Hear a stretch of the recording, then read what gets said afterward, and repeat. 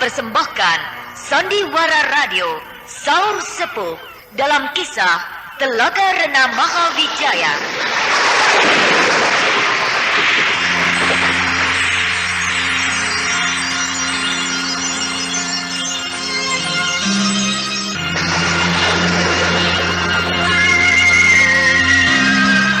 Saur Sepuh dalam kisah Telaga Rena Mahawijaya diproduksi oleh Caravana Record.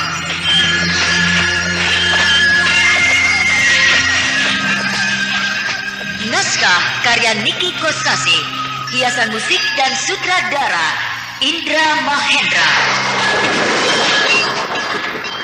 Sandiwara Radio ini masih Anda dengarkan di channel YouTube Satria Collection. Jangan lupa tekan tombol like dan subscribe. Telaga Rena Mahawijaya pada babak ke-15 ini menampilkan Ferry Fadli sebagai Brahma, Ali Ermawati sebagai Mantili, Chandra Sumarna sebagai Pungut, Topo Sanusi sebagai Pak Akot, Sudiran sebagai Arya Balangah, dan Jumadi sebagai Raksa Dewa. Inilah Telaga Rena Mahawijaya babak ke-15.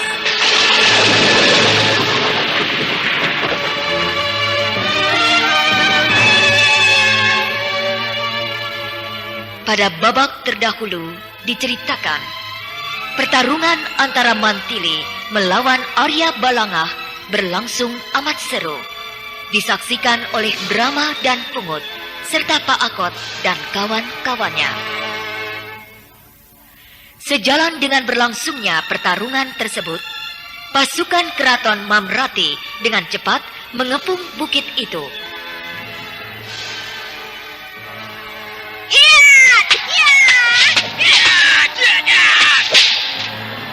Lihat, pasukan keraton sudah mengepung tempat ini. Tenang saja, Pak. Percayalah, Satria dan Mantili akan bisa menjinakkan pasukan keraton Mamrati itu. Saya percaya, sebab mereka pendekar Dikjaya. Tapi bagaimana dengan saya dan teman-teman saya? Kami semua tak satu pun yang bisa silat. Aku tidak akan membiarkan kalian menjadi korban dari keganasan pasukan Mamrati itu. Ya, kami percaya. Hah? Pedang apa itu yang dipakai oleh Mantili? Bersinar terang sekali, menyilaukan. Mataku sampai pedih. Aku juga tidak tahu namanya. Sebab baru kali ini aku melihatnya sesudah kejadian di Candi Borobudur itu. Silau. Dihalangi pakai tangan. Begini nih, seperti kalau kita silau oleh sinar matahari. Oh, iya benar. Nah, sekarang lumayan. Tidak terlalu silau. Masih bisa melihat pertaruhan itu sedikit-sedikit. Memang bukan kabar angin. Mantili itu benar-benar pendekar yang hebat. Badannya yang kecil mungil itu bergerak sangat cepat. Dan permainan pedangnya amat ganas. Tapi Arya Balangah juga tidak kalah cepat.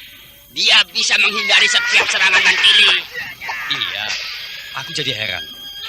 Arya Balangah itu badannya tinggi besar, seperti gajah. Tapi kok bisa bergerak amat lincah?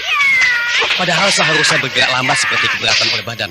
Bagi kita yang melihatnya memang kelihatan berat. Tapi bagi dia, ya terasa enteng. Gila,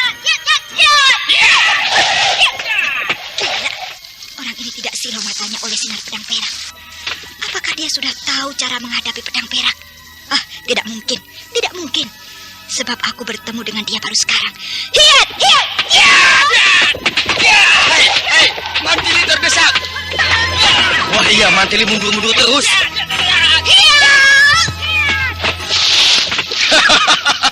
Kenapa berhenti? Menyerah. Tidak ada perkataan menyerah bagi Mantili. Lalu? Kau boleh juga bisa menjinakkan sinar pedang perak. Karena aku punya ilmu aling-aling. Ilmu aling-aling? Ya, kau tidak perlu tahu. Yang jelas, kedua mataku tidak akan silau oleh sinar macam apapun juga. Baik. Kau boleh menang melawan sinar pedang perak. Tapi aku ingin tahu, Apakah kau bisa tahan terhadap uap racun pedang setan? Gila. Perempuan ini macam-macam saja. Punya pedang yang tidak-tidak.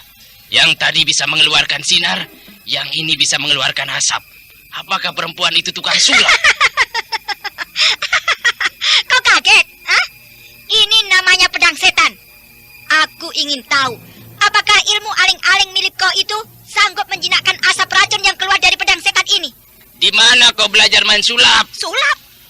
Kalau bukan tukang sulap, mana mungkin bisa membuat pedang ada asapnya? Iya, aku tukang sulap. Aku belajar sulap di Pulau Belitung. Hah? Pulau Belitung? Iya, guruku Balong Mangkilang, pemimpin bajak laut di perairan selatan Bangka dan Selat Gaspar.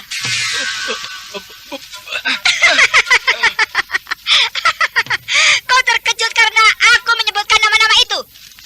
Kau kira aku tidak tahu, hah? Bahwa kau dan raja kau bukan keturunan Selendra, tapi gerombolan bajak laut dari Pulau Belitung. Dan rajamu bukan Prabu Raksadewa, tapi Balong Mangkilang yang lari terbirit-birit karena digempur oleh angkatan laut kerajaan Bengali. Kau tahu dari mana? Kau tidak perlu tahu. Aku tahu dari mana. Yang perlu kau tahu bahwa aku datang untuk menumpas kalian. Gerombolan penjahat yang telah menimbulkan penderitaan bagi rakyat di wilayah ini. Titik. Tikus busuk. Aku makan kau bocah kucing. Maju kau, gajah bengkak. Keparat. Kau menyebut aku gajah bengkak. Kau menyebut aku bocah kuncik. Karena aku kecil, lalu karena badanmu besar tidak keruan, maka kau gajah bengkak. Aku remukan tulang-tulangmu.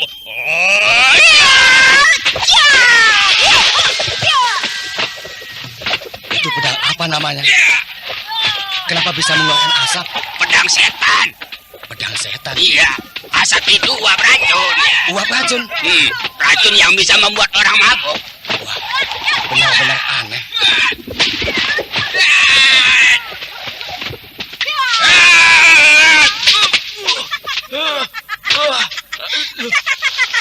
Kenapa gajah bengkak? Kau mabuk? Mana ilmu aling-aling kau yang hebat itu, ha? Arya Balanga sudah mabuk. Sebentar lagi dia akan muntah. Iya, dia tidak tahan terhadap asap racun itu. Ya, dia mulai sempoyongan.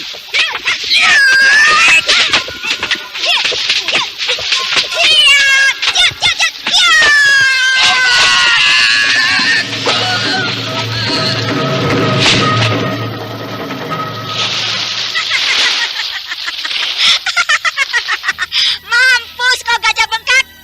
Ilmu aling-aling kau hanya bisa menjinakkan sinar pedang perak, tapi tidak bisa menundukkan asap racun pedang setan. Kakang Brahma, beres. Orang kedua dari musuh kita sudah tewas. Sekarang kita langsung menyerbu ke keraton Mahamrati untuk meringkus Balong Mangkilang alias Prabu Raksadewa. Tidak perlu, Mantili. Kenapa? Mereka sendiri yang datang ke sini. Oh ya? Lihat. Pasukan perang kerajaan Mahamrati sudah mengepung tempat ini. Berdebah. Mereka menghendaki perang terbuka. Pungut, Pakot, Tangkil, dan Ragot. Dan semua teman-teman. Semuanya berdiri di belakangku. Semuanya diam di tempat. Jangan berlari-larian ke sana kemari kalau tidak aku perintah. Lihat, mereka bergerak mendaki bukit kecil ini. Banyak sekali. Jangan panik. Asal kalian menuruti perintahku, kalian akan selamat.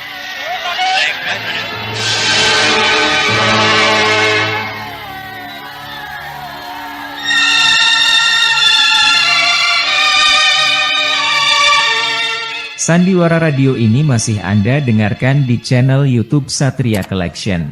Jangan lupa tekan tombol like dan subscribe.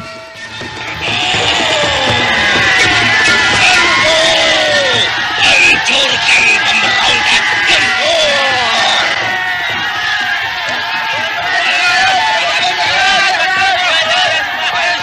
Ayo Bajra!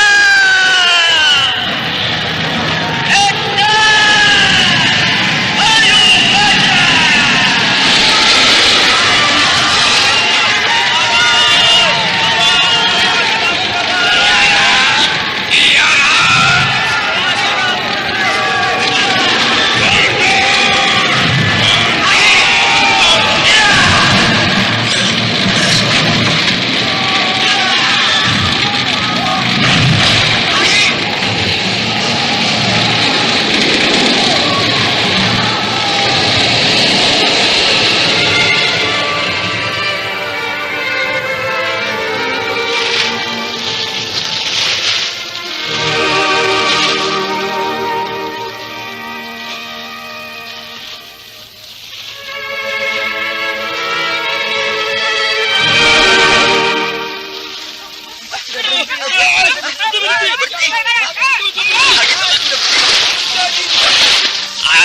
Jagat Dewa Batara.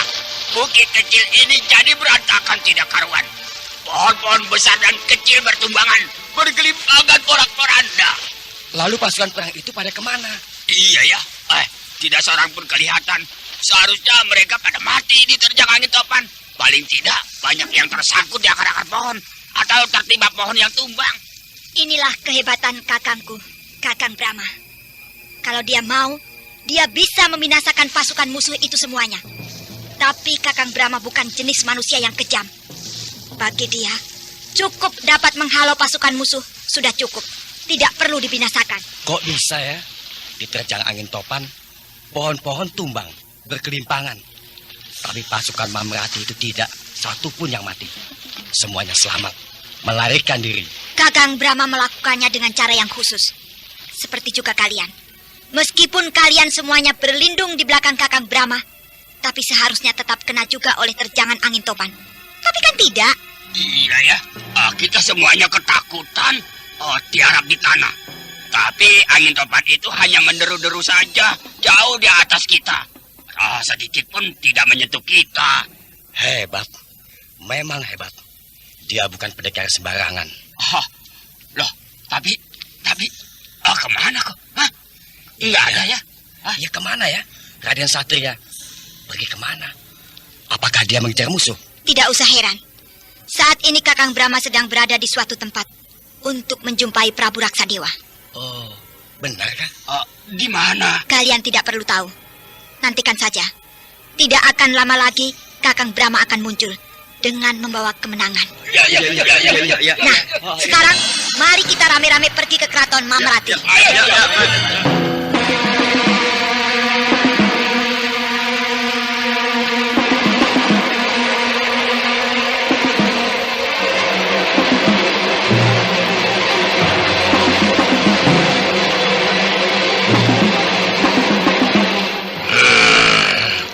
Siapakah pendekar muda itu? Dia terlalu dikjaya, memiliki ilmu demikian tinggi, bisa menciptakan angin topan, dan hanya sekejap pasukan perangku berantakan. Aku sendiri tidak berdaya melawan terjangan angin topan itu. Dan yang perempuan benar-benar pendekar aneh, memiliki 2 buah pedang mukjizat. Tiada tara. Tangan kananku, Arya Banga yang sakti Mandraguna, dengan mudah dibinasakan. Apakah mereka para pangeran keturunan Raja-Raja Sailendra yang datang untuk menumpas aku yang telah mencemarkan nama dinasti Sailendra? Balong Mangkila, perbuatanmu sudah melampaui batas. Siapa? Kau tahu namaku yang sebenarnya? Kau telah mencemarkan nama baik dinasti Sailendra. Kau harus dihukum. Siapakah kau? Aku tidak bisa melihat kau. Aku di sini. Ada di sampingku. Dekat sekali dengan aku. Dari tadi aku ada di sini. Cuma kau yang tidak melihatnya. Kau pendekar itu? Iya. Apakah kau keturunan Sailendra? Bukan. Bukan. Lalu kenapa kau menentang aku? Karena aku seorang pendekar yang selalu akan muncul untuk menumpas kejahatan. Karena kau jahat, maka kau yang akan aku tumpas. Meskipun kau dikjaya, tetapi aku tidak gentar. Aku tidak menyuruh kau gentar. Aku hanya akan menghentikan perbuatan jahatmu. Boleh coba. Ternyata kau keras kepala. Semua jago-jago Mamerati telah kau kalahkan. Tapi aku pemimpinnya. Aku yang paling sakti dari semua bawahanku. Seorang pemimpin memang seharusnya begitu. Yang paling jago, paling sakti, paling bijaksana, dan yang paling baik. Tapi kau tidak seperti itu. Baik, akan aku buktikan. Tidak apa-apa. Padahal aku pukul dengan ilmu pukulan Taji Gading. kepala kerbau saja pecah, tapi dia tidak apa-apa. Baik, sekarang aku tendang pakai tendangan paku datar. Pasti dadanya jebol. Gila, tidak apa-apa. Tembok benteng keraton jebol berantakan kalau aku tendang pakai ilmu tendangan paku datar. Tapi dia tidak bergeming sedikit pun. Baik, aku gempur dia dengan aji peting beliung. Iya. Tidak apa-apa. Aji peting beliung adalah ilmu kadikjayaan tingkat tinggi, tapi tidak mempan. Gempurlah aku sesuka hatimu, Prabu Raksadewa. Keluarkan semua ilmu kesaktianmu. Apakah masih ada atau sudah habis? Kau memang hebat sekali. Aku ditakuti dan menjadi jagoan nomor 1 karena memiliki aji peting beliung yang mengerikan. Tapi kau tidak luka sedikit pun. Kau tetap berdiri dengan tegar. Baiklah, yang terakhir adalah ilmu pamungkasku, yaitu aji rang-rang burangrang. Sebuah ilmu kadikjayaan yang tidak ada bandingannya. Siapa yang tersentuh oleh tanganku, tubuhnya akan hangus seperti dibakar api. Silahkan.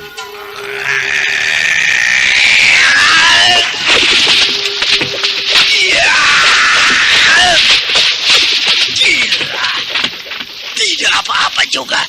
Tubuhnya kenapa tidak hangus? Barangkali harus aku cekik. Iya, mampu kau dia. Disedot. Ada apa ini? Kenapa tanganku disedot? Disedot oleh siapa? Oh, tanganku tidak bisa ditarik.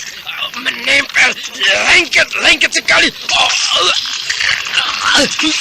Kau mempergunakan ilmu setan. Halo, tenagaku disedot.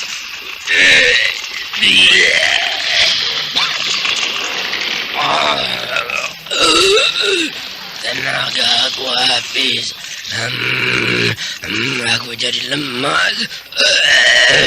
Lepaskan tanganku. Kedua tanganmu yang menempel pada leherku tidak akan lepas sebelum kau bertobat. Aku menyerah. Ampun, ampun, aku tobat, ampun. Hentikan sedotanmu. Aku jangan disedot terus. Aku bisa mati kering kehabisan darah. Aduh, ampunilah aku. Baik, aku ampuni kau.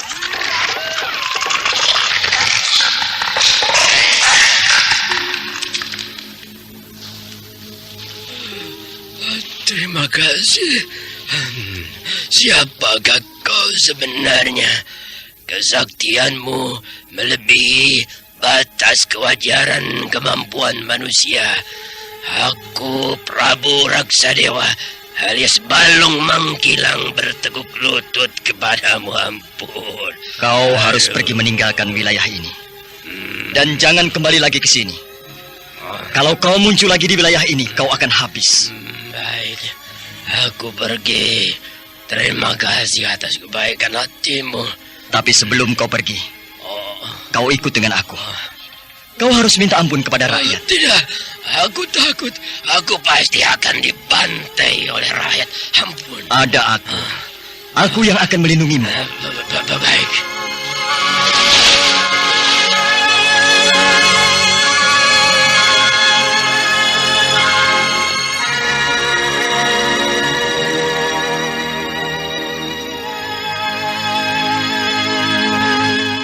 Sandiwara Radio ini masih Anda dengarkan di channel YouTube Satria Collection. Jangan lupa tekan tombol like dan subscribe.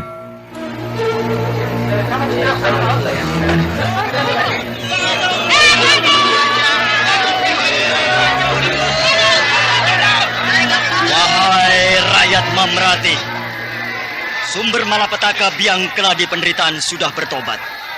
Sudah menyerah bulat-bulat, bertekuk lutut pada kita.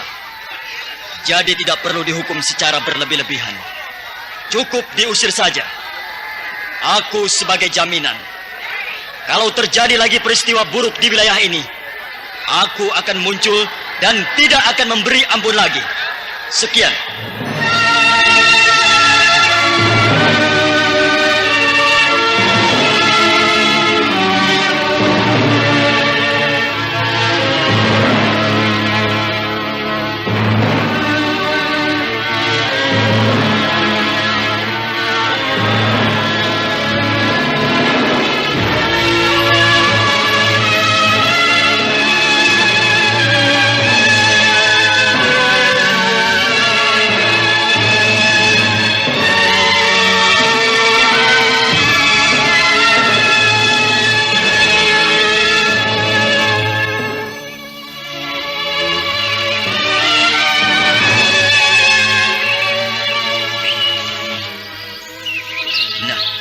Kita sudah berada di luar kota, jauh dari keramaian. Pergilah, dan jangan kembali. Baik, Satria. Semua kata-katamu akan aku patuhi.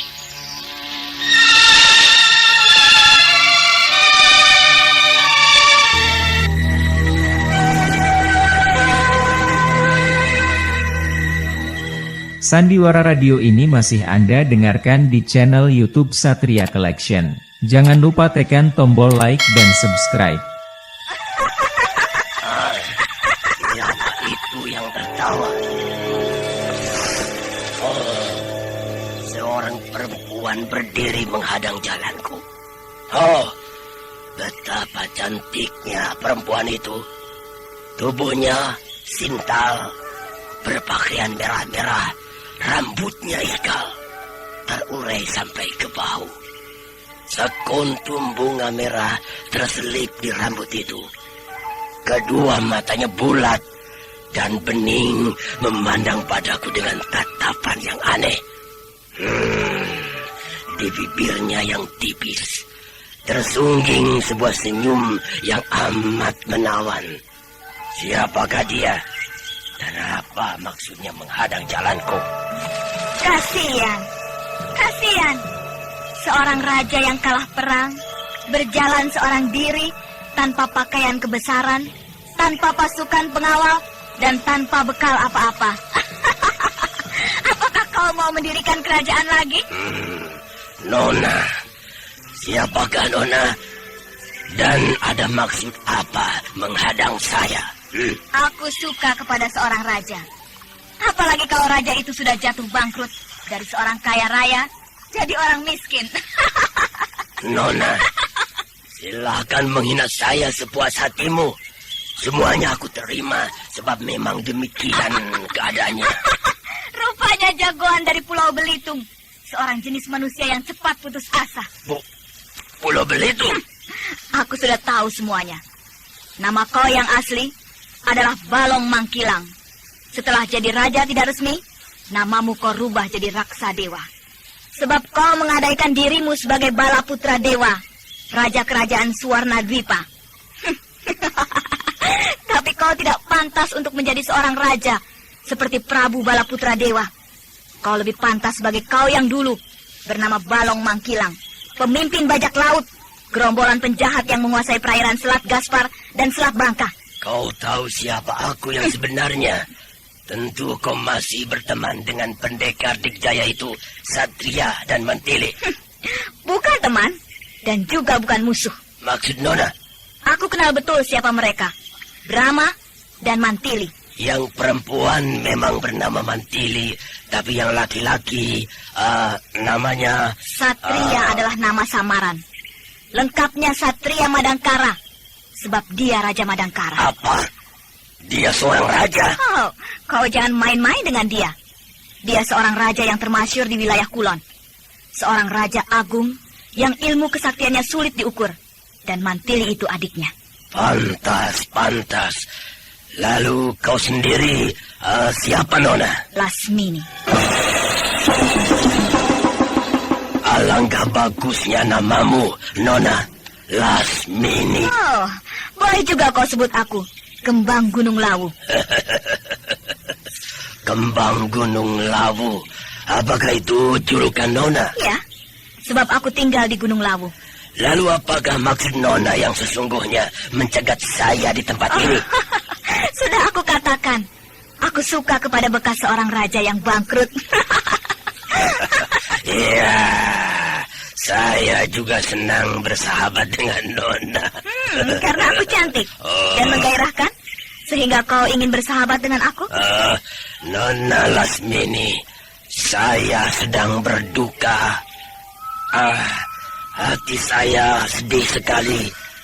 Teman-teman saya mati semuanya, dibantai oleh Sate, Brahma dan Mantili. Saya tidak tahu akan kemana. Bertemu dengan Nona, rasanya hati saya jadi terhibur. Enak saja kau ngomong. Memangnya aku gadis penghibur? Jangan salah terima, Nona. Maksud saya, sekarang saya punya teman lagi. Kenapa kau tidak pulang saja? Kembali ke Pulau Belitung. Untuk apa, Nona? Di sana pun sudah tidak akan memberikan harapan apa-apa kepada saya. Kenapa kau tidak mengasingkan diri, lalu memperdalam ilmu kedikjayaan, kemudian turun gunung dan membalaskan sakit hatimu kepada Brahma dan Mantili? Saya tidak sakit hati kepada mereka dan juga tidak dendam. Sebab mereka yang benar dan saya yang salah. Jadi saya akan melupakan mereka. Lalu ingin mencari suasana baru. Itulah makanya saya ingin ikut dengan Nona. Jadikanlah saya budak Nona, jongos atau pelayan yang akan meladeni Nona. Sampai begitu, Laksadewa. Kasihan. Betapa kau terlalu merendahkan dirimu. Saya sekarang bukan apa-apa, Nona. Sudah bosan jadi pemimpin. Sebab tidak berbakat. Dan saya tidak mau tahu tentang kau. Apakah kau dari golongan hitam atau dari golongan putih? Saya membutuhkan teman, hanya itu, Nona. Rupanya kau jenis manusia yang tidak tahan hidup menyendiri. Benar, Nona. Saya bisa mati berdiri kalau disuruh hidup sendirian. Benar kau tidak peduli aku jenis perempuan macam apa? Iya. Baik, ikut aku.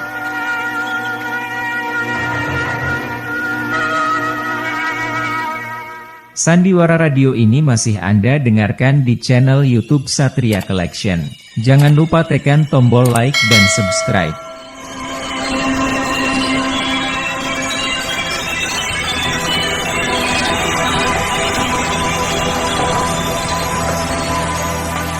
Raden! Bagaimana, Pungut? Beres, Raden. Bekas pasukan keraton sudah dilucuti. Semua jenis senjata sudah dikumpulkan.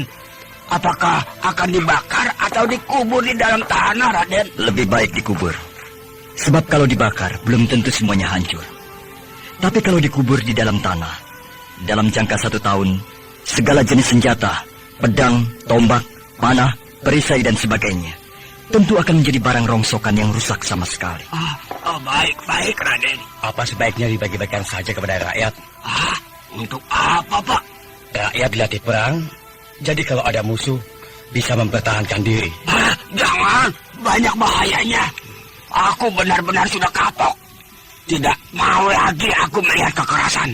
Lebih baik kita mengalihkan perhatian kepada pertanian. Mengurus sawah, damai dan tentram. Kalau ada musuh bagaimana? Misalnya kedatangan manusia-manusia durjana, seperti Rasa Dewa dan komplotannya itu. Saya yakin Raden Satria tidak akan berpangku tangan. Bukankah begitu, Raden? Iya, dengan cepat aku bisa mengetahui apa-apa yang terjadi di sini. Apa tidak sebaiknya kerajaan Mamrati ini tidak dibubarkan saja, Raden? Tetap ada, dan kau Pungut yang jadi rajanya. Aku jadi raja? Ya. Kau ngomong tidak pakai pikiran, Pak Akot. Jadi kepala regu pasukan pengawal saja aku tidak beres. Apalagi jadi raja. Maksudku begini, kau jadi raja, tapi di bawah pengawasan Raden Satria. Aku setuju saja, tapi jangan aku yang jadi raja. Aku menolak mentah-mentah. Lalu siapa yang jadi raja? Aku sendiri tidak mau, dan tidak mungkin bisa. Sebab aku petani kecil, tidak punya kepandaian apa-apa. Pak Akot, Ya. mendirikan sebuah kerajaan itu tidak mudah.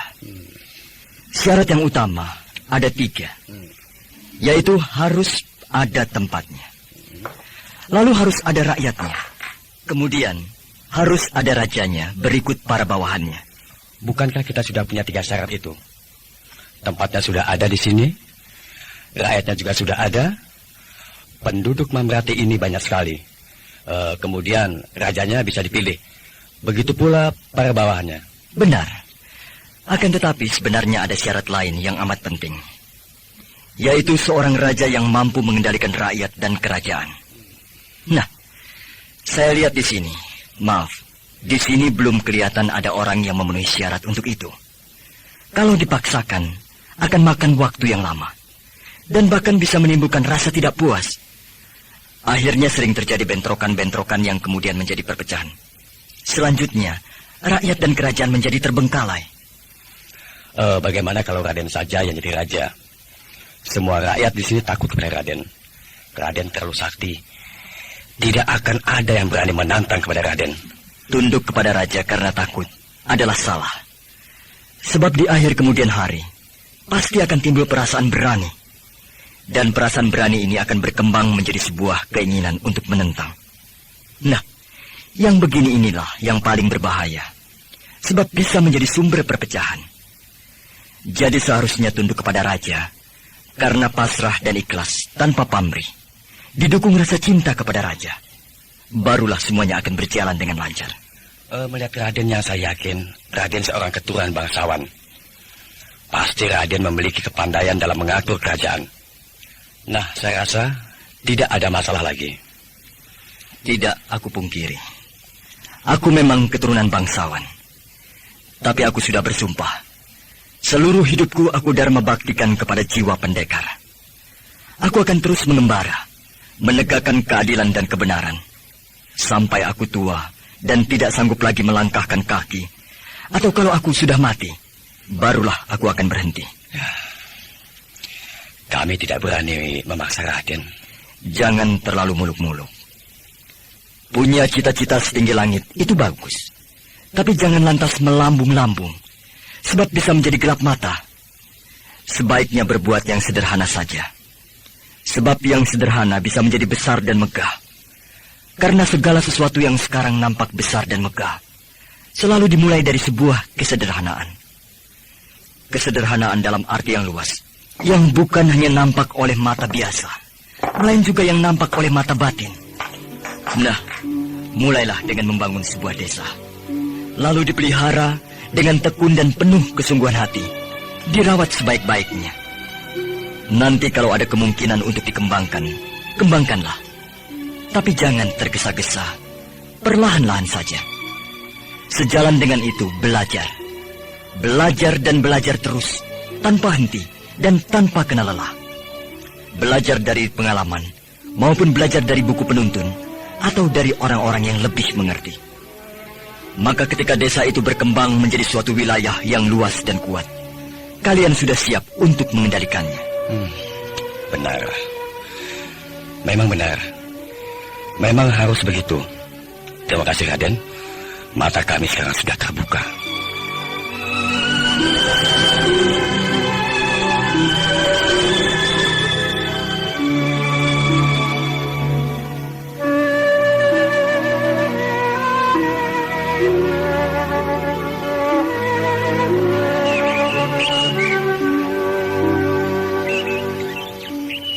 Kakang Brahma, kita sudah berada jauh di luar batas kota. Apakah Kakang akan melakukan perjalanan pulang ke Madangkara dengan melipat gandakan kecepatan? Apakah kau sudah ingin lekas sampai di Madangkara? Iya, saya kangen sama Paksi. Marilah, aku juga ingin lekas menggendong Wanapati. Sebentar, Kakang. Ya?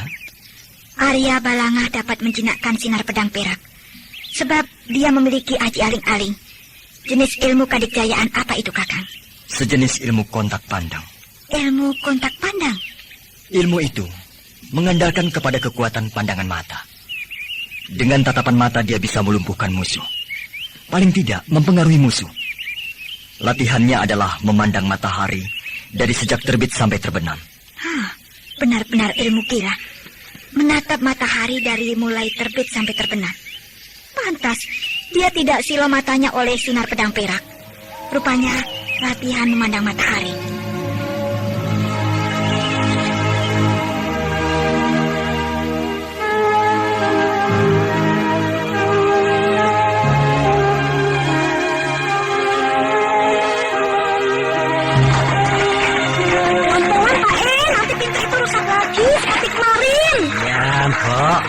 Tutup Pak Rido. Janool. Dari sawah, Ol. Iya, tumben masih sore. Warung sudah ditutup, Pak. Sepi, Ol. Dan mendung. Sepertinya mau turun hujan besar. Iya ya. Mari Pak. Bu. Ya. Ol. Itu. Den Ayu Lasmini. Iya benar. Sedang berjalan berdua dengan seorang laki-laki menuju ke sini. Ayo cepat sambut. Iya.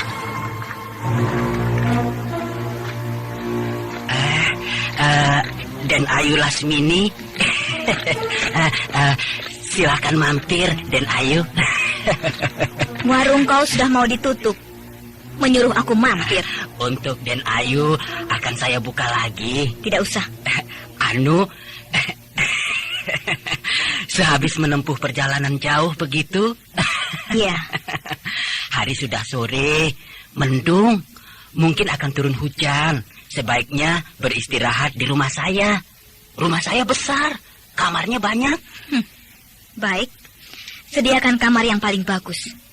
Siapkan makanan dan minuman yang lezat. Oh, tentu Den Ayu, tentu.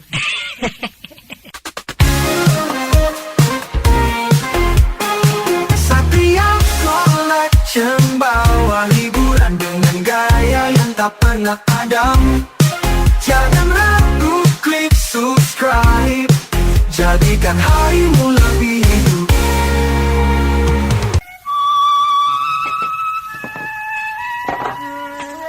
Ayo Raksa, makan sekenyang-kenyangnya, minum sepuas-puasnya.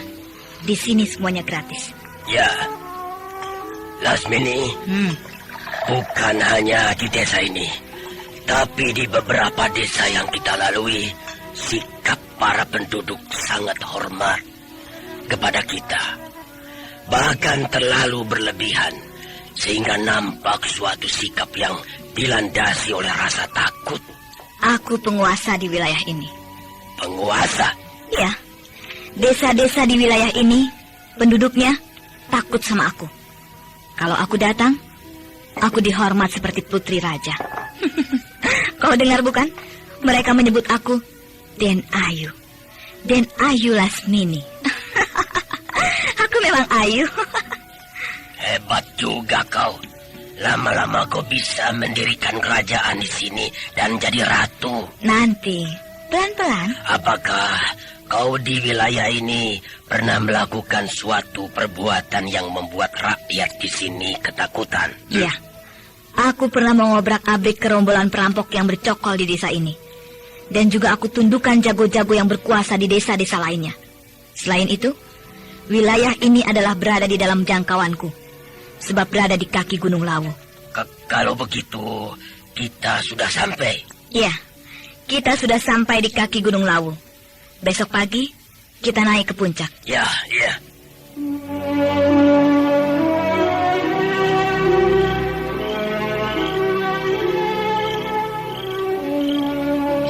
Pak, Den Ayu Lasmini sudah tidur?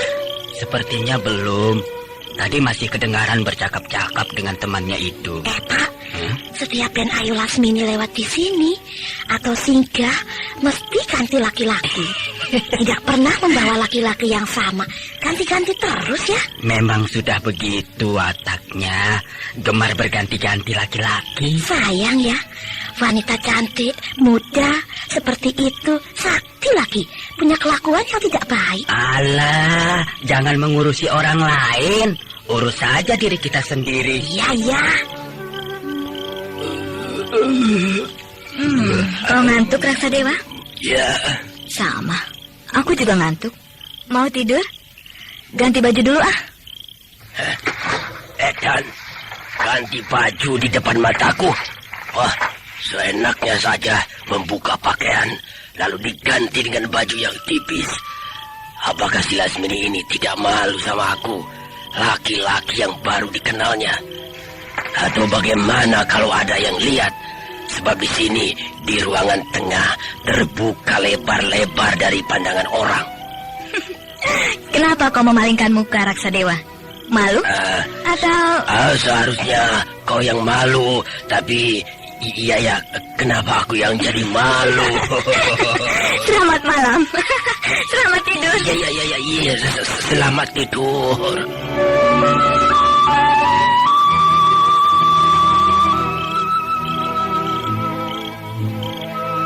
Gila. Pintu kamar Lasmini dibiarkan saja terbuka lebar-lebar. Dan edan, dia tidur seenaknya. Aduh, pakaiannya tersingkap. Waduh, sialan. Darah laki-lakiku jadi mendidih. Aduh, apakah dia sengaja menantang aku? Tidak. Aku tidak akan berbuat kurang ajar kepada dia. Sebab aku belum tahu sampai di mana tingkat kehebatannya. Bisa-bisa aku bentrok dan terjadi keributan. Aku jadi gugup tidak keruan.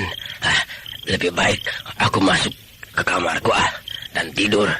Persetan dengan Lasmini yang memancing untuk berbuat yang tidak.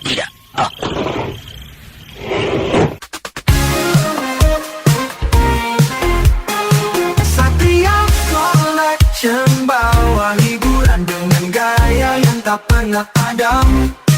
Jangan ragu, klik subscribe. Jadikan harimu lebih hidup. Dengan menggeram, Raksa Dewa masuk ke dalam kamarnya, mengunci pintu kamar rapat-rapat, lalu berbaring menenangkan perasaannya yang bergejolak tidak menentu. Sementara itu, seseorang berjalan berjingkat-jingkat mendekati kamar Lasmini.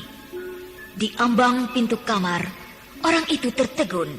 Dadanya turun naik memandang Lasmini yang tidur dalam keadaan demikian.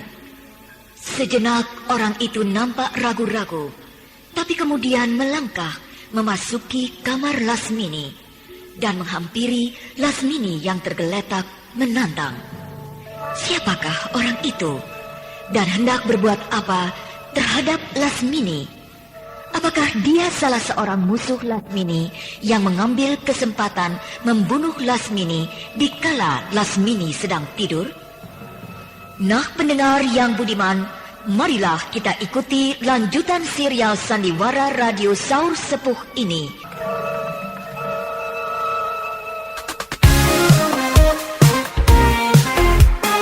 Satria Collection bawa hiburan dengan gaya yang tak pernah padam.